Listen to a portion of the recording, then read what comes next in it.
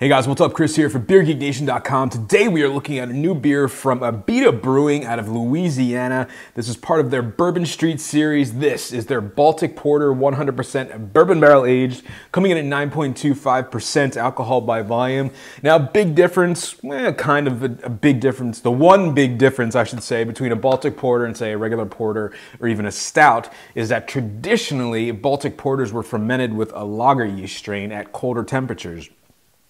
This was basically due to the original route of travel. It got colder, and this is what they needed to do. Based on that, most breweries today who brew a Baltic Porter are not using a lager yeast. There are still a few that do. Jack's Abbeys come to mind, obviously, but most of them just kind of fake it a little bit. This one actually sounds like they are actually using a lager yeast because they talk about cold aging it for a few months, which is what you do traditionally with a lager yeast. So looking forward to this one. I really like their Bourbon Barrel Imperial Stout. I picked this one up at craftcity.com because I can't get it locally, of course, so I had to have it shipped to me. With that said, let me get into glass so you guys know it smells tasty. Give me the final verdict on the Bourbon Street Bourbon Barrel Baltic Porter. All right, guys, the aroma on the Baltic Porter. Wow, big dark fruits, caramel, vanilla, toasted oat.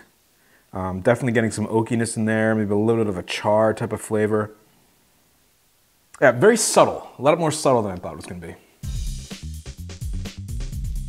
All right, guys, the taste on the Abita Bourbon Barrel Baltic Porter. Cheers.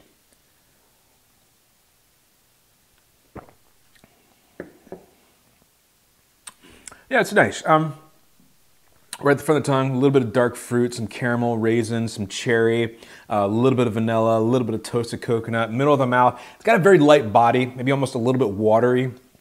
More dark fruits, caramel, toffee, a little bit of vanilla, a little bit of toasted coconut, some oakiness in there as well. In the finish, very, I wouldn't say very dry, but it's definitely a drier finish, which is typically what you get with a Baltic Porter.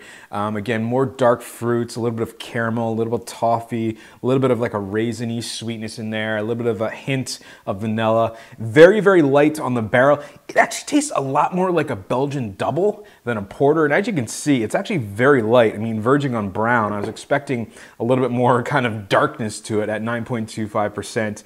It's not bad. I wish there was kind of more to it as far as the barrel and everything, but it's solid. All right, guys, so the final verdict on the Abita Bourbon Street series of Baltic Porter, 100% bourbon barrel, 9.25% alcohol by volume. You can pick this one up at craftcity.com, have it shipped to you guys. Going to give this one a B. I think I was hoping for some more. You know, I saw 9.25%. I thought it'd be verging on that, you know, that big kind of Imperial Porter, throwing some bourbon barrel in there. I love their Imperial Stout, which I thought was just spot on. This one is good. I just don't think it's as good as the Imperial Stout. It's not...